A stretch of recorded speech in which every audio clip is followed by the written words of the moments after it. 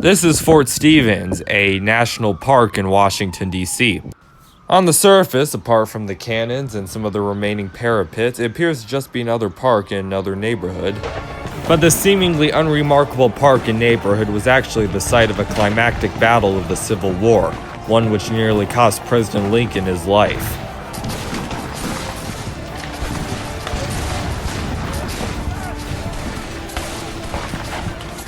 This is the story of the Battle of Fort Stevens, one of the least known important battles of the Civil War.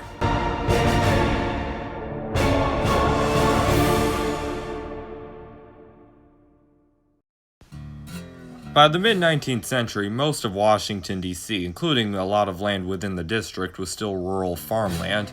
Most of the resident houses were concentrated around the government buildings in what is now the National Mall. During the Civil War period, Northwest Washington was a rural farming area. The trolley tracks that have become Wisconsin and Connecticut avenues did not arrive until roughly the 1920s. Now, in this area of Northwest Washington in which we are standing, troops were kept at Fort Bayard and Fort Stevens and other border areas to keep the Confederacy from penetrating the capital.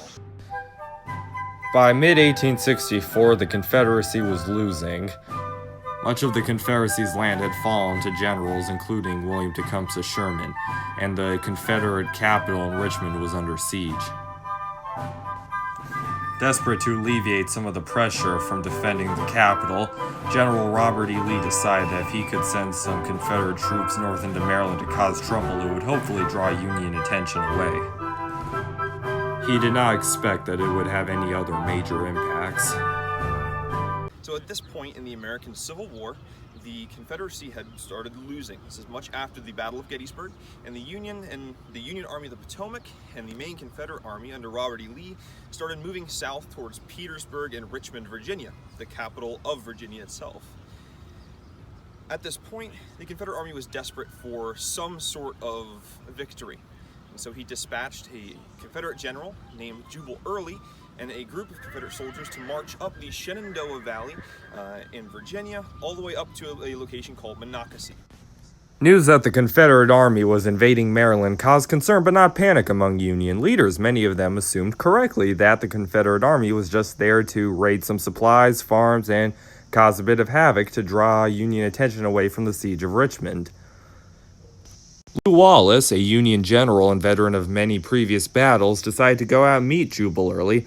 He led a small Union army into western Maryland, and eventually he met Jubal Early at the Battle of Monocacy.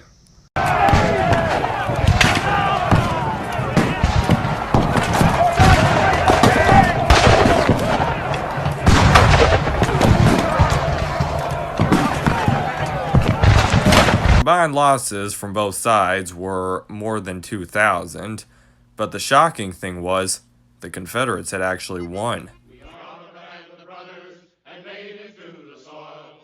Now, with morale high and the Union Army that had been sent out to stop them defeated, the Confederates were free to march south through Maryland and attack Washington, D.C. itself.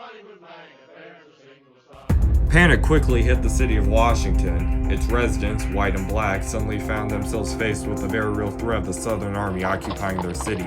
In order to escape both the Confederates and the intense summer heat, hundreds fled the city.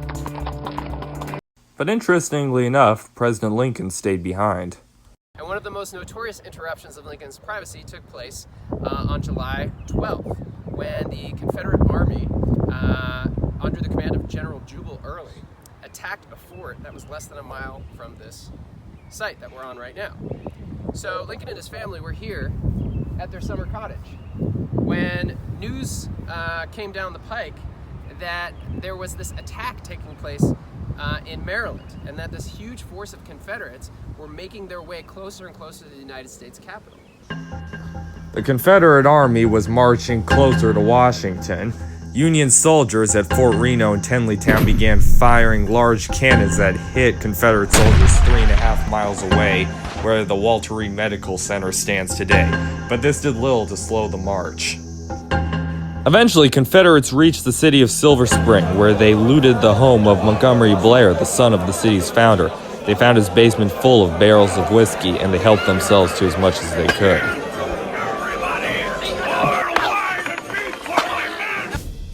Meanwhile, in D.C., Union soldiers from far and wide were rushing to defend the capital, and they set up heavy defenses at Fort Bayard, Fort Reno, the largest of the D.C. forts, and Fort Stevens, a much smaller fort.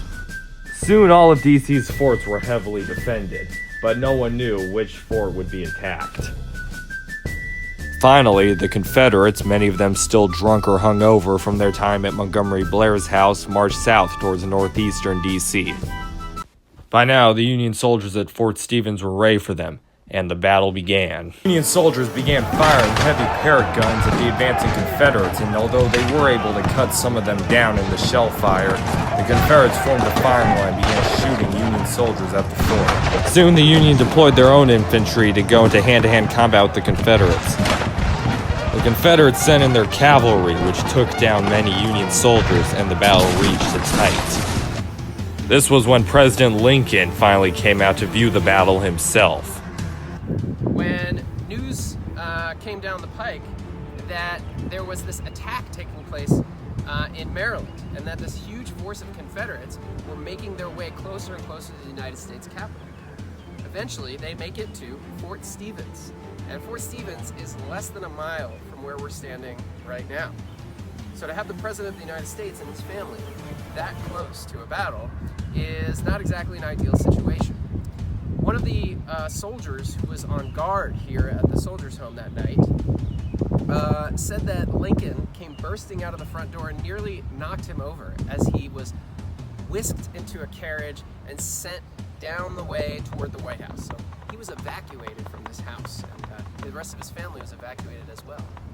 But the next day, sometime around the afternoon, sources kind of disagree on exactly the time, around 4 or 5 o'clock the next day, Lincoln, the First Lady, and several other officers rode up to Fort Stevens to see the battle as it was taking place. Now, Lincoln was a rather curious guy, and he was known for getting himself into situations that could be a little dangerous. He was almost shot on his way home while he was riding his horse all by himself. So Lincoln wouldn't take his security very seriously. And according to recollections of that day, Lincoln was walking around up on the parapet of the fort while Confederate sharpshooters and other soldiers were firing in the direction of the fort. There was a surgeon who was standing next to President Lincoln that was shot by a guinea ball through one of his arms and into another arm. This person standing so close to Lincoln definitely brought up some concerns, because why is the president standing out there exposed to enemy fire? And so, according to legend, someone shouted at President Lincoln at that point in time, "Get down, you fool, or you'll have your head knocked off." So, not very often that the president gets called a fool to his face and says, "Thank you for saving me." But that's precisely what happened. Lincoln came down from the parapet and he was safe. But it was a close call. And it is supposed to be the only instance of a sitting president experiencing a battle, being at the site of a battle. Eventually, Jubal Early realized that Washington could not be taken without further extremely heavy casualties. And although a few small skirmishes would continue the next day on the 12th, the majority of the Confederates soon retreated and returned to help defend the Confederate capital at Richmond, which was still under siege. Early had failed to take the Union capital, but he later remarked to one of his officers, "Major, we didn't take Washington, but we scared Abe Lincoln like hell."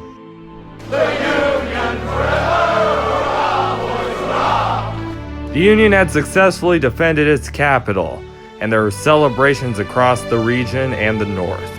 The war would continue for another few months, but less than a year after the Battle of Fort Stevens, Robert E. Lee surrendered to Ulysses S. Grant, ending the American Civil War. With the Union victory, slavery was abolished and the Union was preserved.